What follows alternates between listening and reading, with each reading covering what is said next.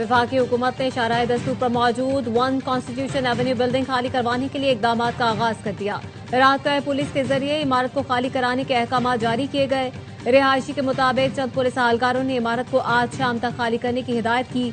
CDA की जानिब से लीज मंसूखी के खिलाफ निजी कंपनी और फ्लैट्स मालिकान ने इस्लामाबाद हाईकोर्ट में दरख्वास्त दायर की थी, जिन्हें अदालत ने खारिज कर दिया था।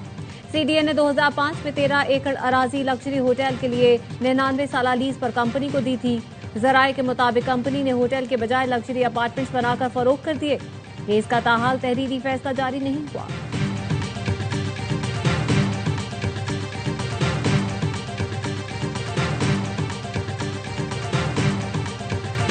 वन कॉन्स्टिट्यूशन एवेन्यू को लीज पर लेने वाली कंपनी ने कवानीन तोड़े। 3 बड़ी कंपनियों ने जगह होटल बनाने के लिए लीज पर ली। इमारत में 250 के करीब रिहायशी अपार्टमेंट्स बना दिए गए। लीज लेने वाली कंपनी कानून की खिलाफ वर्जी करते हुए काबिज रही। वजीर ममलकत दाखिला तलाल चौधरी की न्यूज कॉन्फ्रेंस, कहा इस्लामाबाद में गरीब हो या अमीर सबके साथ एक जैसा सलूक किया जाएगा। हुकूमत बिला तफरीक तजावुजात के खात्मे के लिए काम कर रही है।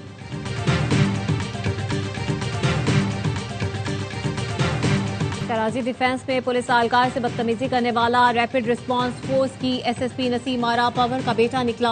पुलिस ने मुलजिम को हिरासत में ले लिया। पुलिस ने सरकारी नंबर वाली प्राइवेट गाड़ी को भी तहवील में ले लिया। खातून पुलिस अफसर अपने शौहर और बेटे के हमरा थाना डिफेंस पहुंची थी। बेटे को हिरासत में ले जाने के बाद खातून SSP थाने से उठकर चली गई। पुलिस अफसर ने कहा, मैं बाला हुकाम से बात करूंगी। पुलिस जराये का कहना है कि पुलिस अफसर के बेटे ने निजी गाड़ी पर वालिदा को अलॉट सरकारी नंबर लगाया हुआ था।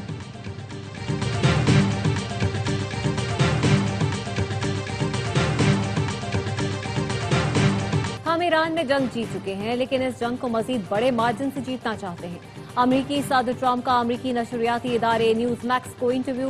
दावा किया, ईरान की बहरिया और फजाइया तबाह हो चुकी है। ईरान की कयादत को भी खत्म कर दिया गया। हमने सब कुछ तबाह कर दिया है।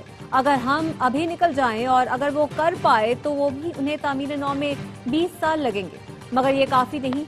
हमें इस बात की जमानत चाहिए कि ईरान कभी भी जौहरी हथियार हासिल नहीं करेगा।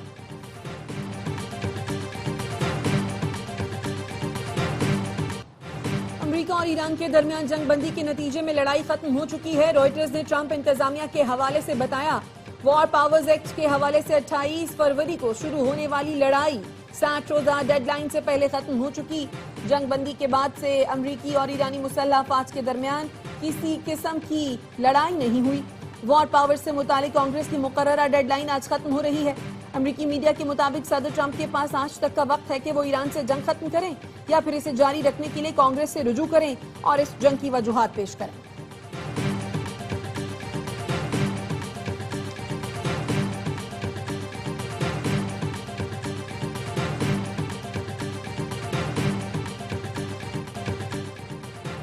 ईरान जंग नहीं चाहता, लेकिन जंग से खौफजदा भी नहीं।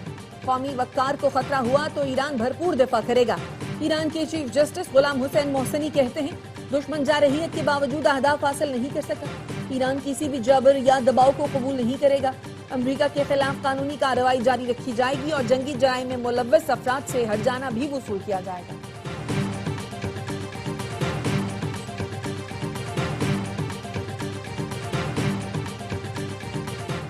जंग के नुकसानात पर पेंटागन झूठ बोल रहा है। जितने नुकसान का दावा किया गया है उससे 4 गुना ज्यादा नुकसान हुआ।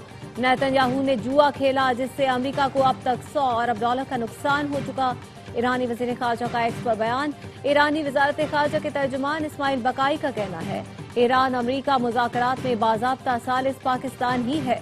अमरीका के साथ मुज़ाकरात में फौरी नताइज की तवक्को नहीं रखनी चाहिए। ऐसा करना हकीकत पसंदी नहीं। किसी को मुखालिफिन के बयानात और ट्वीट्स पर यकतरफा एतबार नहीं करना चाहिए।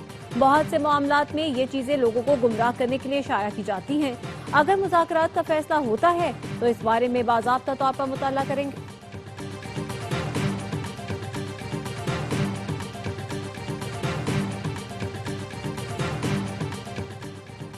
अमरीकी वजीर दिफा पीट हेग्सेथ का कांग्रेस में ईरान जंग का भरपूर दिफा।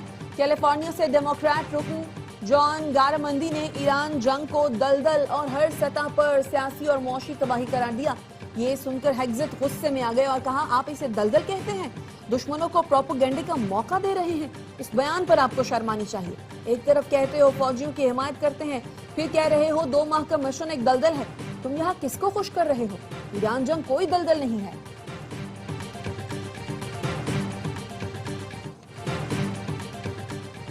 अमेरिका का ईरान के बैरून मुल्क पेंशन फंड्स के अकाउंट्स मुंजमद करने पर गौर। फॉक्स न्यूज को इंटरव्यू में अमेरिकी वजीर खजाना स्कॉट बेसेंट का कहना था, सदर ट्रंप ने ईरान पर दबाव बढ़ाने की हिदायत की है। नाकाबंदी के अलावा अमेरिका ईरान पर मजीद सख्त मुआशी दबाव बरकरार रखेगा। अमेरिका ने ईरानी तेल के खरीदारों को आगाह किया है कि वो इन सनतों और बैंकों पर सानवी पाबंदी आयद करने का इरादा रखता है जो ईरानी तेल की खरीदो फरोख्त में मुलव्वस है।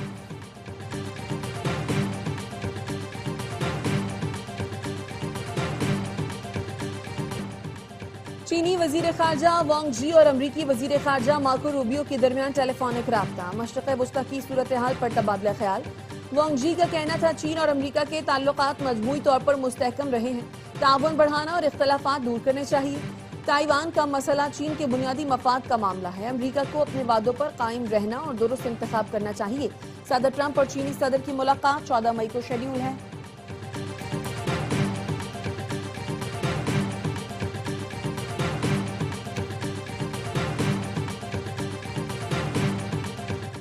चीन के शहर सानिया में पाकिस्तान और चीनी इदारों के दरमियान मफाहमती याददाश्तों पर और माहिदों पर दस्तखत की तकरीब।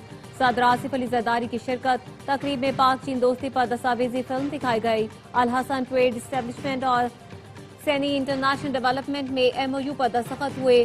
हेनान जियोलॉजिकल इंटरनेशनल टेक्नोलॉजी के साथ भी ताउन को फरोग देने पर इत्तेफाक। हुक्काम के मुताबिक सहफरीकी ताउन से पाक चीन इक्तिसादी राहदारी के तहत तामीराती मशीनरी और आलात की फराहमी में इजाफा होगा।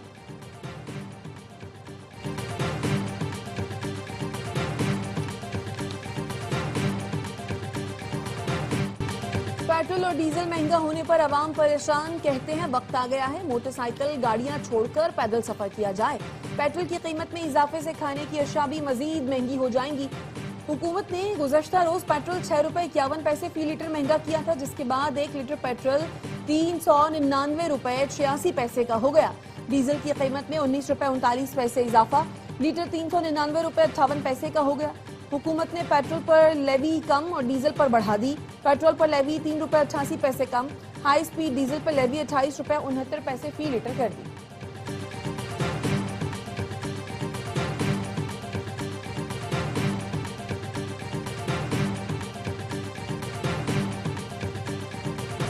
गुज़श्ता रोज LNG मिलने के बाद बिजली की लोड मैनेजमेंट खत्म हो गई। वजीर तवानाई ओवैस लगारी कहते हैं, गैस की कमी की वजह से लोड मैनेजमेंट की जा रही थी, कतर से गैस नहीं मिल रही थी, इसलिए हमें महंगी गैस खरीदना पड़ी। डीजल या फर्नेस ऑयल से पैदा होने वाली बिजली बहुत महंगी पड़ती है।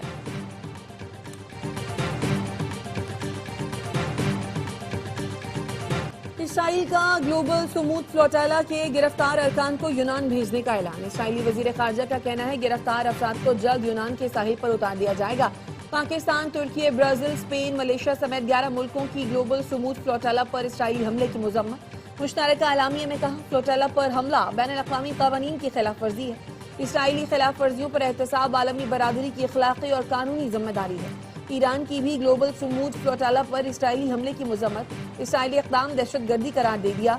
मेयर न्यूयॉर्क ज़हरान ममदानी की सुमूद फ्लोटाला पर इसराइली कब्जे की मजम्मत। एक्स पर लिखा, इसराइली फोर्सेज ने गैर कानूनी तौर पर 175 से ज्यादा अफराद को हिरासत में लिया, जिनमें न्यूयॉर्क के बाशिंदे भी शामिल हैं।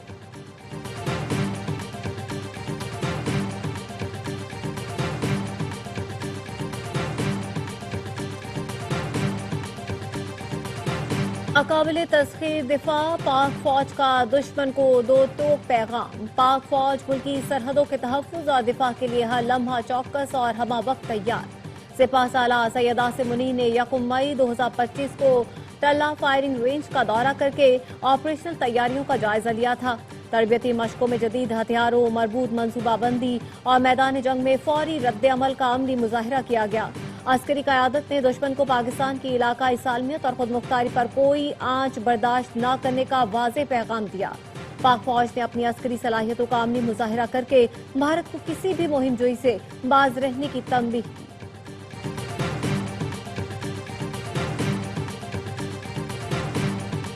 पाकिस्तान समेत दुनिया भर में मजदूरों का दिन आज मनाया जा रहा है। सदर आसिफ जरदारी का मेहनत कशों को खराज तहसीन, कहा पाकिस्तान के मेहनत कश मुल्क की तरक्की में कलीदी किरदार अदा कर रहे हैं। वजीर दाखिला मोहसिन नकवी का मेहनत कशों का कहना है, मेहनत कशों की तरक्की ही पाकिस्तान की तरक्की है। Chairman Peoples Party Bilawal Bhutto ने कहा, पीपल्स पार्टी का नजरिया मेहनत के वक़ार और मौशी इंसाफ पर मबनी है। वजीर आला सिंध मुराद अली शाह का कहना है, मेहनत कश तबका मेरा दस्तो बाजू है, इनके हुकूक पर समझौता नहीं करेंगे। सीनियर वजीर सिंध शर्जील इनाम मेमन ने कहा, सिंध हुकूमत की तरजीहात में मेहनत कशों और किसानों की फलाह शामिल है। वजीर आला पंजाब मरियम नवाज ने कहा, पंजाब हुकूमत मजदूरों का मयार जिंदगी बुलंद करने और खुशहाली के लिए पुरअज़्म है। वजीर इत्तलात पंजाब अज़मा बुखारी ने कहा, मरियम नवाज की हुकूमत ने पहली बार मजदूरों के लिए राशन कार्ड मुतारिफ करवाया।